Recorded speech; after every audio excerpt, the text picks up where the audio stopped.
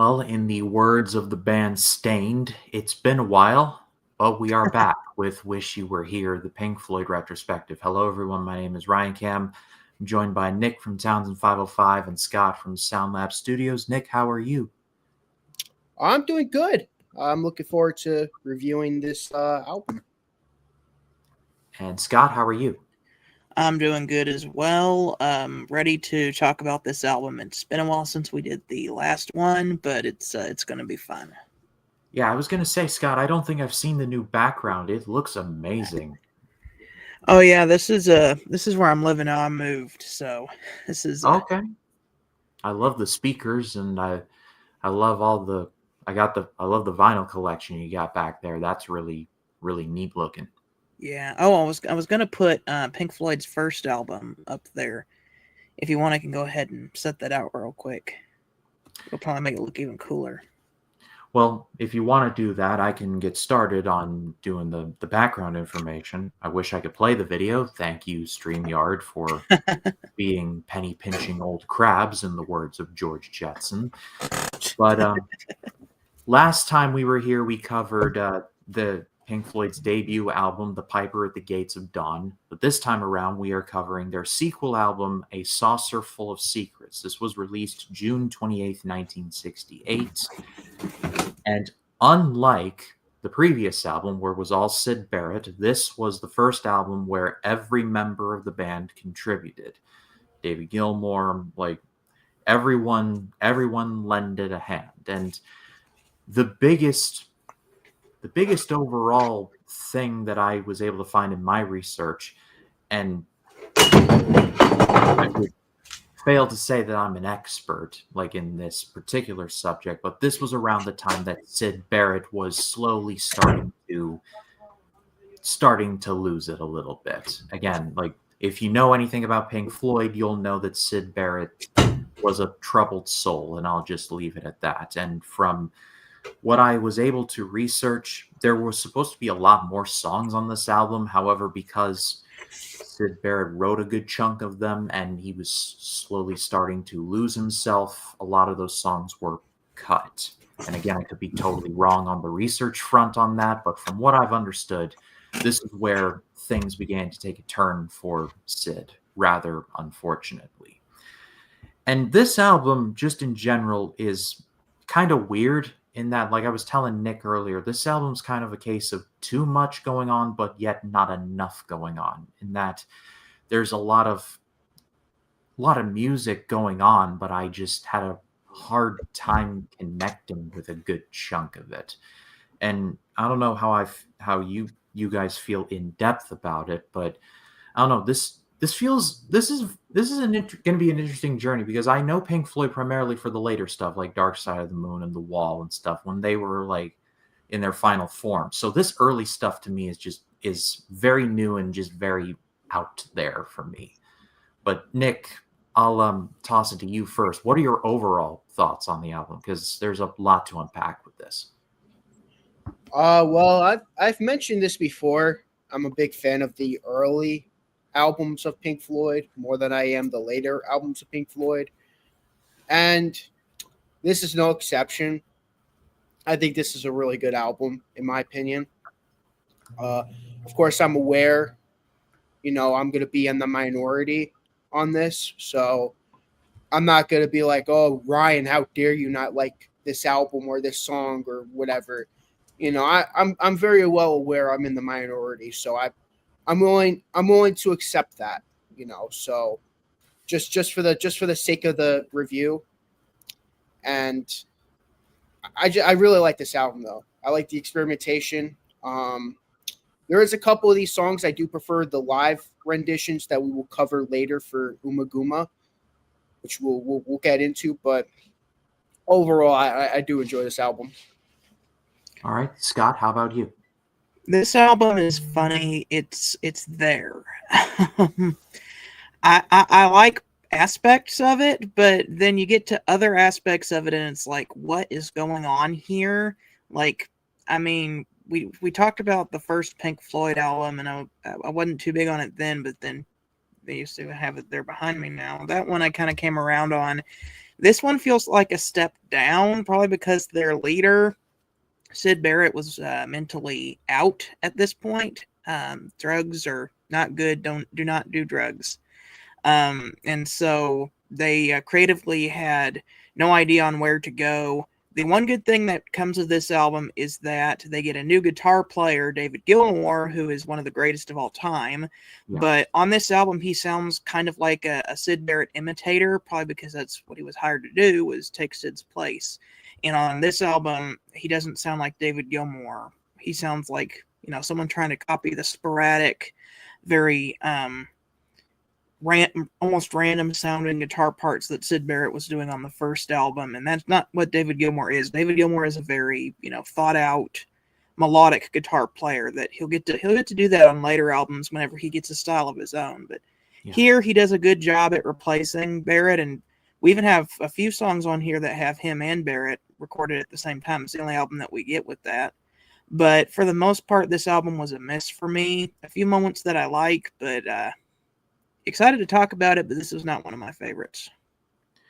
Yes, and I don't want to turn this into the "What's the matter with Sid" live stream, but basically, like I was saying, Scott, while you were taking care of the background, is that this is the album where things began to go south for Sid, and you would know more about this than I would. But unfortunately, Sid Barrett's mental decline is well documented and rather unfortunate. Basically, if any of you have ever heard the song "Shine On You Crazy Diamond," that is the Sid Barrett tribute song. I believe it was Waters or Gilmour, someone correct me if I'm wrong, but they said in a documentary that the notes that doon doon doon doon and "Shine On You Crazy Diamond" is supposed to be the spirit of Sid Barrett in the song, and we'll talk about that when we get to that album. But the point is, starting from this point, it's downhill for Sid, and again, it's incredibly unfortunate, but that is the unfortunate reality of the album in general. But we do have Collins in the building. Happy Black Friday to you as well. My brother is here. Yep, your long-lost twin. Wow. And sleeping on the couch last night. By the way, how was your guys' Thanksgiving? I forgot to ask. It was good. Pretty good. How'd you guys doing? Did y'all Black Friday shop? I did. Did you guys? I didn't do that. Well, that is wildly incorrect, but wildly incorrect. But with that out of the way, let's get into the album proper, starting with track number 1, "Let There Be More Light." There was already light, so let's let there be more with it. Nick? Okay. Funny enough, there's an album in '68 by the Bee Gees called "Idea," and their opening song is "Let There Be Love." So there's a lot of let there's in this time period. But anyways, back to this album. "Let There Be More Light." I mean, this is very experimental. First off, you notice right away, Sid Barrett isn't writing most of the stuff on this album. Most of the stuff written on this album is Roger Waters. You start to notice that more as we get through their discography, or specifically the early to late 70s. You start to notice that more and more. But you could definitely tell Roger Waters still, wasn't really writing the way he will eventually write, on Dark Side, Metal, Animals, Wish You Were Here, all that stuff. You could tell he's kind of writing in more of Sid Barrett style, like the experimental type stuff. And I gotta say, really good stuff. I believe Roger Waters sings on this one with David Gilmour. I think those two sing on this primarily. And I think this is a really cool song, instrumentally speaking. I think the guitar work on this is great. Even though like Scott was mentioning, David Gilmour is trying to emulate more of Sid Barrett stuff, I think he does better of a Sid Barrett than Sid Barrett, in my opinion. Even though I prefer the Sid Barrett ish period. I think David Gilmour is a much more gifted guitarist, in my opinion. But yeah, I think this is just an awesome song. I think they do name drop Lucy in the Sky with Diamonds in the middle of the song. I thought that was pretty cool. But yeah, musically, I thought this was awesome, especially the guitar.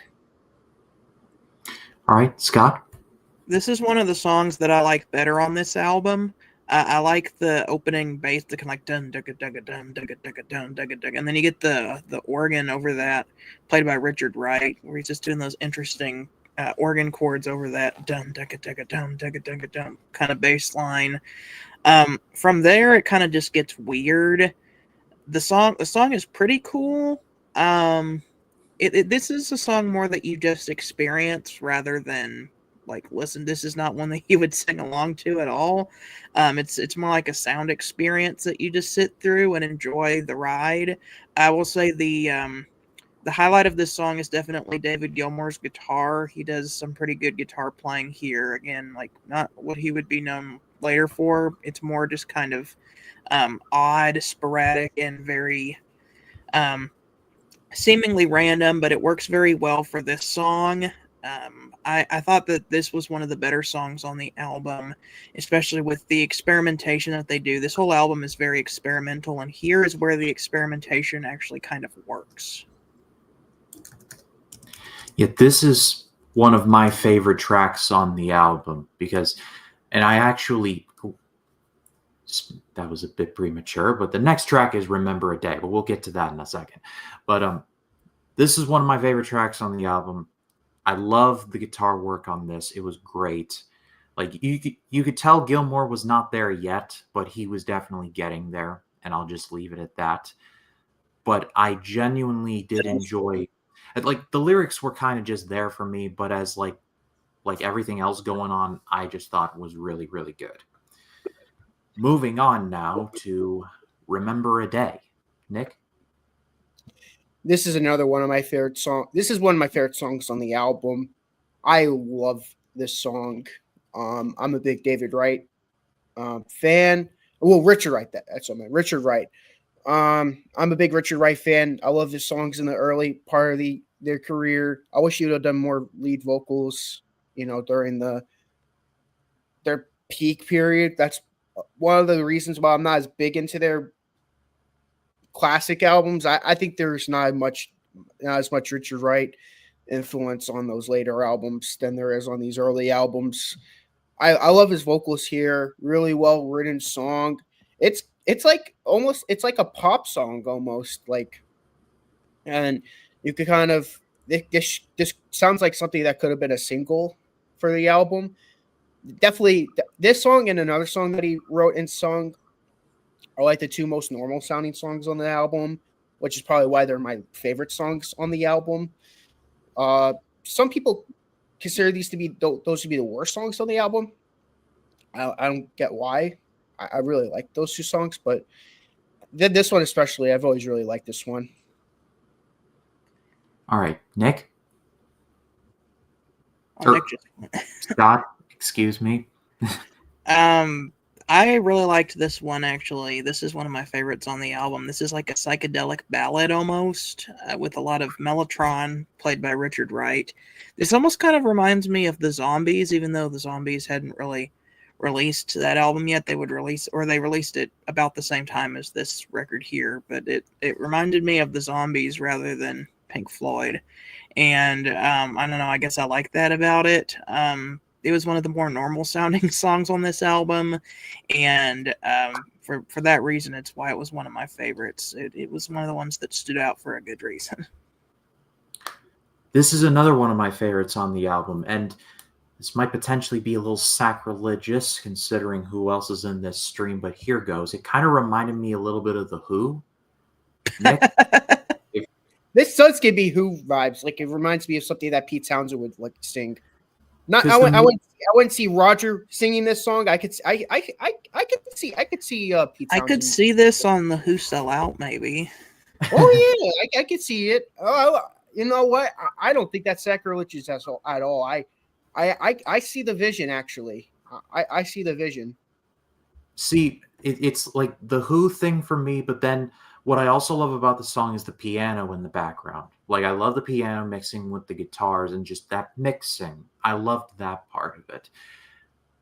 It kind of reminded me of what we would eventually get in their later work. I sound like a broken record on that front, but it seems like they were more experimenting and playing around with mixing instruments and sounds together, and it would work out for them better later on. But I feel like here you can definitely see, like what you said, Nick, you could see the vision, and you can see where a lot of that is coming from. And it's weird when I was listening to this on YouTube, the only like when you listen to the album, like you find the album on YouTube in the playlist, it links to a live performance on like a French talk show or something, which is incredibly bizarre. Which is not how I first heard the song. It was like this big old introduction, and I don't know what to say about that, but it just, like, YouTube is a very weird thing to where it, like, you have a playlist of the album, but then it's like it links to the music video or some random live like edition of it, and it's just like that's very interesting. But let's now get on to easily the most famous song off this album, song you all have probably heard of, but you probably didn't know came from this. Set the Controls for the Heart of the Sun. Nick? Okay, yeah, this one's awesome. However, I mean, the one thing I like about this song is that the fun fact is that all 5 members are on this particular song. It's the only song in their discography to have David Gilmour and uh, Syd Barrett. This is the only song that has both of them. Fun fact. My only problem with this track, though, is I think the Uma Guma version is way better. I like this version a lot, but the Uma Guma live version is just way better. Like, I never go back to this version. I mean, I listen to this version only when I'm listening to this album. I don't go back to this version for that reason. It's a great version, don't get me wrong. It's like a nice droney feeling that I really like. It's pretty cool.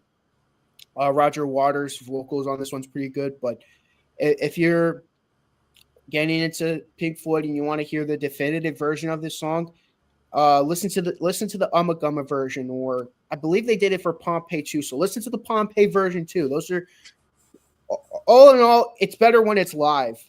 It just feels better. I think that's what this song was intended for. Roger Waters probably played this more live before playing this on the album. So yeah, this works better as a live piece. Yeah. Scott? Total agreement with Nick. This song is out there. This is probably the most spacey song on the album, if that's a word, spacey. You listen to it and it's like you're teleported into outer space or something like that. I like the kind of almost tribal sounding drums on here. Nick Mason does a good job keeping that beat. Man, it's just like 5 minutes of out there, way out is what you would say. They say set the controls for the heart of the sun a lot in this song, but I'm in agreement with Nick as well. The live versions of this song are so much better. You can tell this is when they first came up with the song, and they improve upon it after playing it live, especially on the Uma Guma album, which if that album was just the live album, it would get a much higher score, but the studio half of that album just sucks. So we'll get to that when we get to that album, which is coming up pretty soon. But yeah, long story short, cool experimental art piece, but live versions are even better. It's been a minute since I know I've listened to Uma Guma before, but it's been a very long time. So I'm struggling to remember when I did. It's like maybe it's a Mandela effect, where it's like you think something happened, but in reality it didn't. But I could swear that I have heard that version before. But when we do get to that, maybe it'll just confirm my suspicions. But as far as this version goes, it's very good. Like, and to your point, Scott, about it feeling very spacey, like I take this meaning kind of literally. It's like someone's on a ship and they're literally like setting their course for the heart of the sun. Like they're going to send their spaceship directly into the sun. I don't know why I think about that, but I just Yeah, that's kind of what I think too. It's like a captain, like, set the controls for almost like a Star Trek vibe. Like set the controls for the heart of the sun. Sorta, yeah. It's like it's just one of those things where it's like the ship's going to crash. You're like, well, might as well crash it in the sun. Literally go out in a blaze of glory. But let us move on now to the end. The end of side A, or side one, if you can believe it. This is a very short album, folks. The end of side one. Let's go with Corporal Clegg. Nick? It's a short album, but a lot of the songs are long, especially one particular song that we'll get to next. Yes. This is a guilty pleasure song. I shouldn't like this song the way I do, especially with the kazoos. It's stupid. I get it. I know you guys are probably gonna trash on it, which I totally get it. Don't feel bad if you're gonna want to have to trash it. I'm not here to judge you. If anything, you guys are probably judging me for liking it. It's a stupid song, but it's a fun song. It's like Roger Waters' dad died in war, so this is like one of many songs he's gonna write about that, especially when he's making the wall. So a little bit of a hint as to what's to come, kind of a little bit. But yeah, I think this song's awesome. I like Nick Wright. No, not Nick Wright. Nick Mason. He does a little bit of vocals in there. I wasn't sure if either of you guys were going to mention that, but yeah, I love this song. It's stupid, yes, but it's a guilty pleasure. All right, Scott. Okay, so I had fun with this one. I had way too much fun with this one. It's stupid, but it's fun. It was one of the songs that felt the most like the first album, and I mean that in a good way. It harkened back to that whimsical, almost childlike nature of the first album, where it's just like, oh, this corporal who has a wooden leg and he won a lot of medals. That sounds a lot like, the first album was like, oh, there was a little gnome whose name was Grimble Grumble, or there's a lonely little scarecrow on the hill. It kind of gave the same vibe as that, and I liked it for that. The kazoos, yeah, maybe the kazoos were a little too much. Fun, but you can tell that they were on something whenever they made this song. So they probably were like, "Oh, kazoos! That would make this song a lot more fun." It's not one of my favorite. Like, I don't think any of the songs on this album would be amongst my favorite Pink Floyd songs. Even if we're talking about Set the Controls for the Heart of the Sun, the Ummagumma version is going to win every time. But as far as the stuff on this album goes, this was one of the ones I liked better. So this one is hard to describe for me because on the one hand, I appreciate that it's different, but also at the same time, I'm like also weirdly like not a fan. I have a strange like love, like dislike kind of thing going on there. It's like with the kazoos, when I heard it for a time, I'm like, okay, what is going on here? Like who had kazoos in 1968? Like I thought that didn't come till later, but I digress. But the album kind of goes off a cliff for me as soon as we flip the side. But I think for this one, I appreciate the fact that they did do something different, like I mentioned, but just like it's just so bizarre that I just don't really know. I don't like it, but I don't hate it either. It's this very weird, like, do I not? And I don't exactly know how to describe it. That's the exact way that I feel about this whole album. It's weird. When I'm listening to it, there are parts that I'm like, oh, that's really cool, very musically experimental, makes for good art. And there's other times I'm like, what the heck are you thinking? How much drugs you been doing when you made this album? Quite a bit. But let's flip the side. Let's get to side 2. And let's get to the title track, which is a very long song, but it is ultimately comprised of 4 parts: Something Else, Syncopated Pandemonium, Storm Signal, and Celestial Voices, and they all come together to form a saucer full of secrets. Nick? Okay, so I'm just gonna come out and say it again. I like this song. You know, there's some parts that are weird, like the first part. It's like almost 4 minutes long. So I'm not gonna say like every part of this is the best, but so I'll just go out and review everything. So Something Else, a little experimental, some weird animal noises.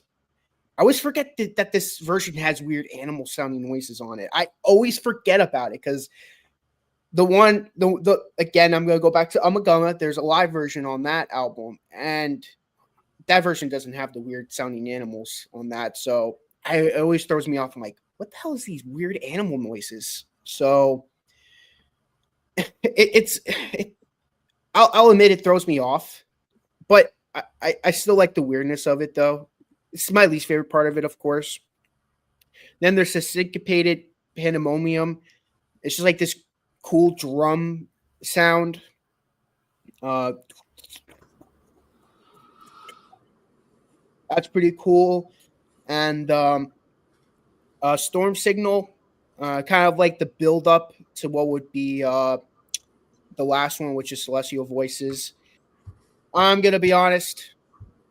The Celestial Voices on this one, it's a bit of a letdown, especially after listening to the Amagama version many, many times. I'm so used to the Amagama version, like listening to Celestial Voices on this one. I'm just like, where's David Gilmour's like chanting voice? Like they sound dead on this version, but the music behind it makes it still really good. But if we're going by the Amagama version, it's one of my favorite Pink Floyd songs. But we're going by the Saucerful of Secrets album version, and it's not nearly as good in my opinion. Okay, Scott?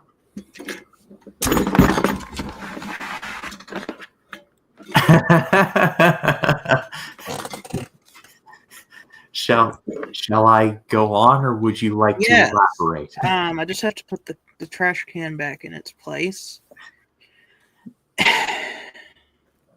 So when I say music is art and art is expression, mm-hmm.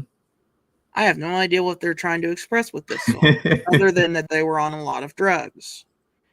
What I like about later Pink Floyd is that they have some very profound and deep meanings to their songs. Like Dark Side of the Moon is about life. Wish You Were Here is about Syd Barrett and about kind of the underhanded things that they do in the music business.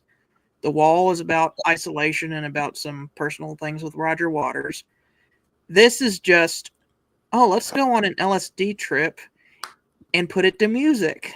I have no idea what to say about this song other than it's just noise. Like, and I even defended parts of Interstellar Overdrive from the first album. I'm actually starting to like that song. The middle section is super long and needs to be shortened and is kind of just noise, but I actually kind of dig Interstellar Overdrive now.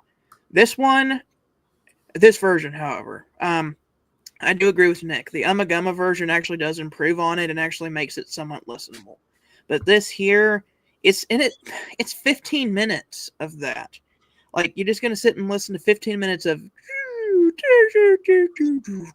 with the organ just going, playing the most ominous, scary chords in the background. And you're like, what?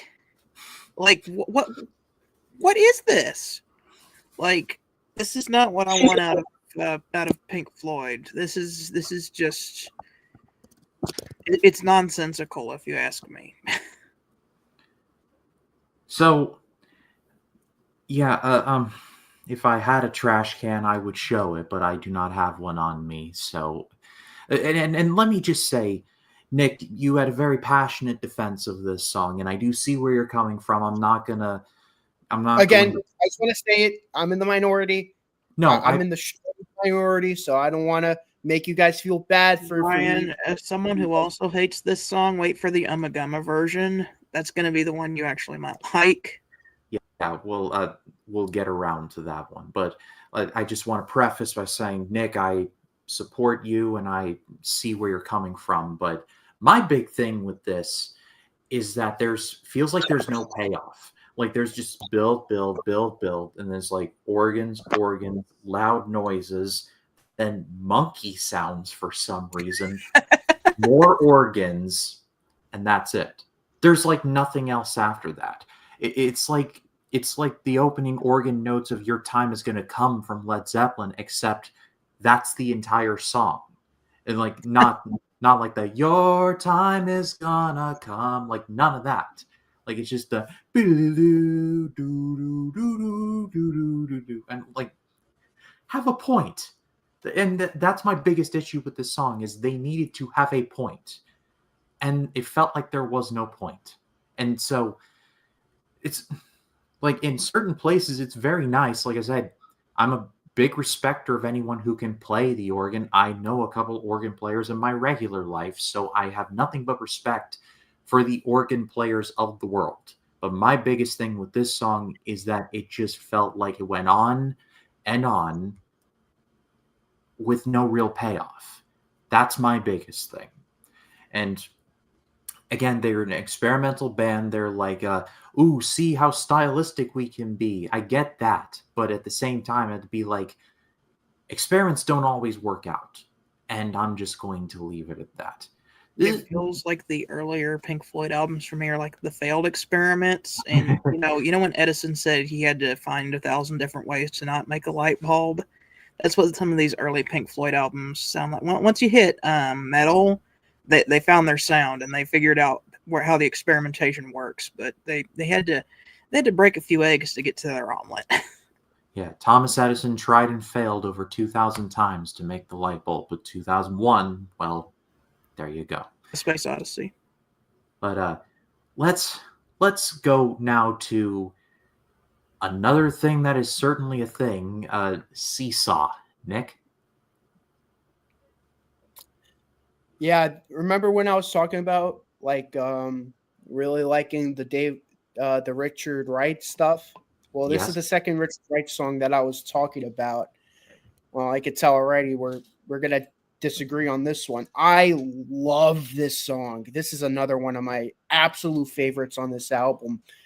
It's nice. It's a very pretty song, especially after the creepiness of the last song.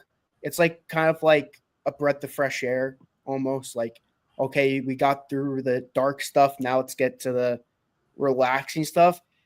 I think there was like an article saying like this was like voted as like the most boring song in the world. I certainly disagree. It's not. I don't know how people could call this boring. It's a nice song. I don't get that, but it's a really nice song, and it's definitely going to be in my top 3. They must have never heard Before They Make Me Run before. Exactly. I remember this song. Before They Make Me Run, I'm like, yeah, it's the song before Beast of Burden and the song after Respectable. Yeah. Yeah, Nick, I'm with you on this one. I like this one. Again, it has that kind of psychedelic ballad feel to it rather than drugs, the song. That's what a lot of the songs on here feel like, is drugs, the song. And this actually feels like it has some substance to it. It, again, kind of going back to the vibe of the first album, it's like childlike innocence, talking about playing on a seesaw.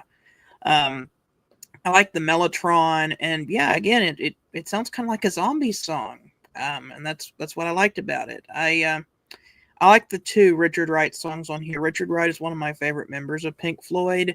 You were talking earlier, Ryan, about the organ on the last song and how it's like, oh yeah, I like it when you play the organ, but like it wasn't very good here.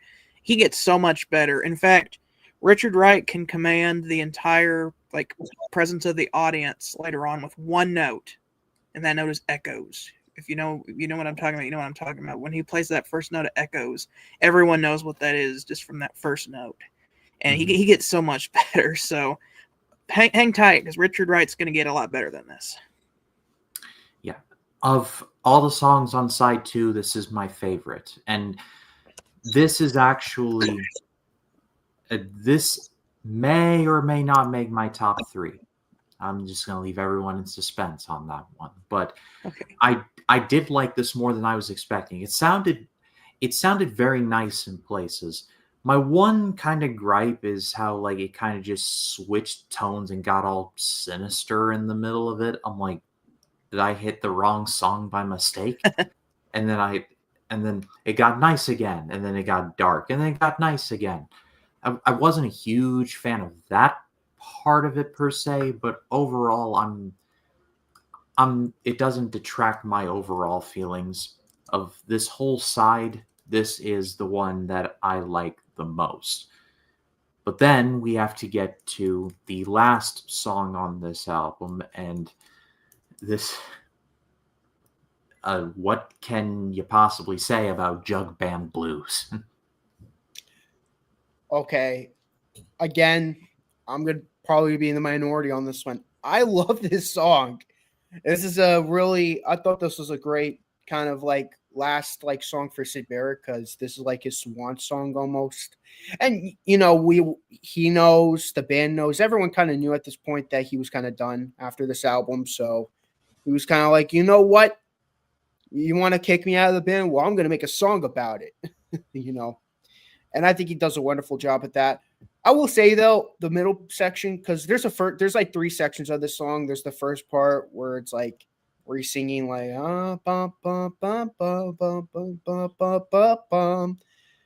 I love that part of the song.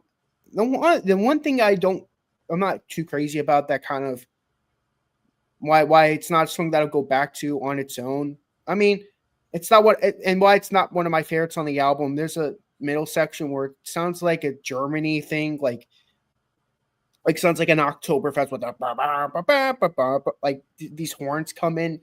Like, okay, kind of takes me out of it, but the last part brings me back in it where he sings, and yeah, I love this song, even though it's not one of my favorites.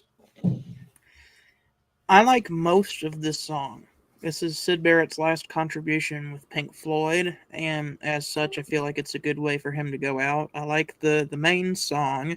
It's just kind of like a jaunty little number. It's very akin to what he was doing on the last album, reminiscent of like the Gnome or Scarecrow. But there's a weird section in the middle that I'm like, what is this? Where they're going into that weird experimental stuff again. That's like, again, drugs, the song. But in the middle of this song that's otherwise just like a fun little ballad, and maybe it's a metaphor for how like he'll be fine and then all of a sudden the drugs take over and then he loses his mind and then he gains control again at the end, because that's kind of the structure of the song. It's normal and then there's a weird almost drug trip section and then it goes back to the normal section at the end. I like the normal sections, but the drug trip section is weird. Again, none of these songs are going to be my absolute favorite Pink Floyd songs, but for what it was on this album, it was all right. So I'm with Scott on this one in that the first first minute or so I was on board, but then, and maybe it's because I watched like the video version of it, so maybe I caught up on this, but it was like it went psychedelic and then it mixed in with a bunch of lights flashing and like tubas like doing their thing. It kind of reminded me of the scene in Willy Wonka and the Chocolate Factory when they go through the tunnel, except there's no Gene Wilder going, "There's no other way, we're rowing." I'm just like, this is a headache. This is now becoming a headache. It's not the worst song by any means, but this song just started off good and then got incredibly tiresome. And I'll just leave it at that. But before we get to the top 3, I did want to bring this up because I forgot to bring it up in the background information, and I did think that it was pretty interesting because the album is so short. However, there were supposed to be more songs on the album for the big reason that Sid Barrett wrote most of them, and well, they were just left off the album for reasons. Some of the songs included Vegetable Man, which was described, and I'm reading this off the Wikipedia, as a raw and chaotic composition about alienation, and Scream Thy Last Scream, which has unsettling vocals and disjointed structure, reflecting Barrett's deteriorating mental health and growing detachment from reality. There was also another song called Reaction in G, which is about the same one. And these songs were thought to be left on the cutting room floor and just totally deleted until someone found them and put them on a compilation album. And I had the name of the album, but it was called Pink Floyd The Early Years, like 67 to 70, and now I have lost it. But the point is that those three songs were thought to be lost, and you could only hear it through bootlegs, but they were found and put on a compilation album like many years later. And then another thing that I found interesting was that this album made it to number 9 on the UK charts and didn't chart in the US until April of 2019, when it made it up to 158.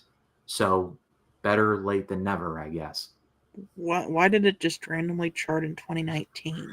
It doesn't say. I can definitely check. Like, that's not even an anniversary. 1968 is the 2018 would have been the anniversary. I'm not. Hang on. So it looks like from what I'm seeing here, this was in a bit of a tie-in where the mono mix of the album was released for Record Store Day in April of 2019. And then it was released under a collaboration of Sony Music, Warner Music, and Pink Floyd Records. And it was in that release that it finally made it to the charts. So it was a re-release that ultimately boosted it up to 158. I actually like the stereo versions of these early Pink Floyd records because it's like crazy. So as weird as this album is, weird as this album is, it could have been even weirder. I've heard those 3 songs before. They're pretty weird. Yeah, I have no desire to listen to them. They don't sound like anything that would be on the album either. It sounds like stuff that would be on the first album more than it would on this album. So yeah, I like the songs, but it's for the better that they're not included on the album. So I believe, if I have got the album correct, it's called The Early Years, 1967 to 1972, Cree/Asian. I can't make this up. It literally, that's how it's on the YouTube Music, like on the YouTube Music one. And it was released in 2016. So if you do want to listen to those songs, they are on there. But let us get to top 3. So, Nick, would you like to go first? Normally I do a top 5, and since there's only 7 songs, I was going to rank all the songs, if you don't mind. Oh, sure. Go ahead. All right. So my number 7, obviously, Saucerful of Secrets. That's my least favorite on the album. Number 6, I'm going to go with Set the Controls for the Heart of the Sun, primarily because I think the Yamagama version is just that much better. That's how I feel about these 2 studio versions, that and Saucerful. I think those 2 versions benefit highly with the Yamagama version. You'll see those 2 a lot higher on my Yamagama list when we get to it. Number 5, I'm going to go with Jug Band Blues, the last Syd Barrett song. Number 4, I'm going to go with Corporal Clegg. I really like that one. Number 3, I'm going to go with Seesaw. I love Seesaw. That's a great song. Number 2, I'm going to go with Let There Be More Light, and my favorite song on the album, Remember a Day, the Who/Zombie song. You know what? I don't think about it. It sounds like it's like a mixture between Who, like 1967 Who, and 1968 Zombies. Like a mixture between those 2, like those specific eras of the band, like Odyssey and Oracle Zombies, and Who Sell Out Who. So I feel like a good combination between the 2. as you know from me, I love those two albums to death. So there's a bit of a bias there. So yeah, that's my favorite on the album. Nick, your top 3 is very close to mine. My number 3 is Seesaw. Number 2 is Let There Be More Light. But my number 1 is Set the Controls for the Heart of the Sun. Fair enough. So Scott, yours is Seesaw, Let There Be More Light, and Set Your Controls. That's your 3? Yeah. That's my 3. So simpatico. But just to fill it out, I'll do what Nick did, and I'll just rank them. So my number 7 is Corporal Clegg. Number 6 is Saucerful. No, wait. I'm wrong. Scratch that. Saucerful 7, Corporal Clegg 6, 5 Jug Band, 4 Remember, 3 Seesaw, 2 Let There Be More Light, and 1 Set Your Controls. I'm useless. I'm useless after 10. I mean, it's crazy. We all have identical 3 and 2. If we're gonna go ahead and rank all 7, then I'll do number 1, Set the Controls. Number 2, Let There Be More Light. 3, Seesaw. 4, Remember a Day. 5, Jug Band Blues. 6, Corporal Clegg, and then at the very bottom we have Saucerful of Secrets. All right. Well, with that is a Saucerful of Secrets. It is in the bag. And I pass it off to all of you. If you're watching or if you're watching this later, what did you think of the album? Let us know in the comments. We would love to read what you have to say. Are we going to score it? Oh, thank you for that. Nick, what is your overall score? I'm going to give this a 10 out of 10. I'm not sure if I gave the first one a 10 out of 10. I'm going to give that also a 10 out of 10. I'm telling you, I love early Pink Floyd a lot more than I do later Pink Floyd. So when I give other albums like The Wall and like Momentary Lapse of Reason not a 10, well, Momentary Lapse of Reason, the 80s album, I'm giving that a really bad score. I'm sorry. Later Pink Floyd. There's later and then there's later Pink Floyd, like post Roger Waters stuff. I just prefer the early stuff. Like this album, like from the debut to Adam Hart Mother, that's like my cup of tea when it comes to Pink Floyd. Okay. Scott? Tough to rate because I don't think this is just boring and is all terrible. It's a little bit better than boring and average, so I'm going to give it a 6 out of 10. Not my favorite, though. I'm going to side with Scott. I'll match his score, and I will go 6. So 10, 6, and 6. This averages out, if my math is correct, to a 7 out of 10. Sounds about right. Yeah, I'm going to roll That with does sound about right. So average score 7 out of 10. This is definitely like in the like. I was listening to this earlier. And I'm like, you tend to take into account like just like where bands would end up going later on. Like you would just think, oh, like you would just think, oh, they were like their greatest like there, and they were just always like that. But no, there was a lot of growing to do for a lot of them. In some cases, their best stuff was their early stuff, and then they just kind of went downhill from there. Oh yeah, Boston's an example of that.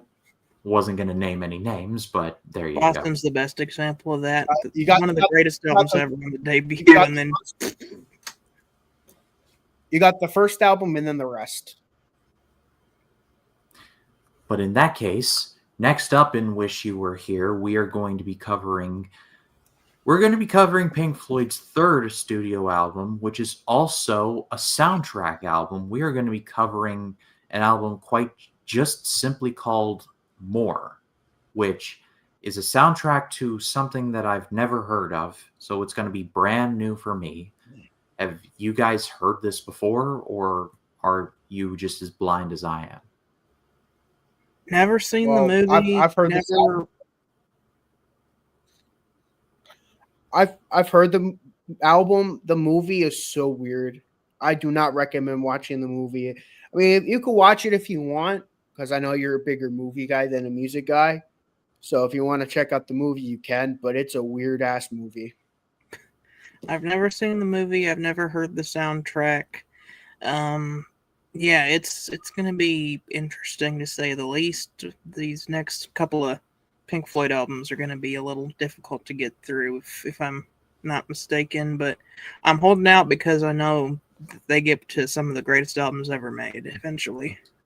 Yeah, we'll definitely get to Dark Side and to The Wall and to Wish You Were Here. That's coming later for sure. But for now, we're stuck in the early years. But we will make our way out of there in no time at all. But pass it off to all of you. What did you think of The Saucer Full of Secrets? Let us know in the comments. We'd love to read what you have to say. Nick, do you have anything coming up on your channel?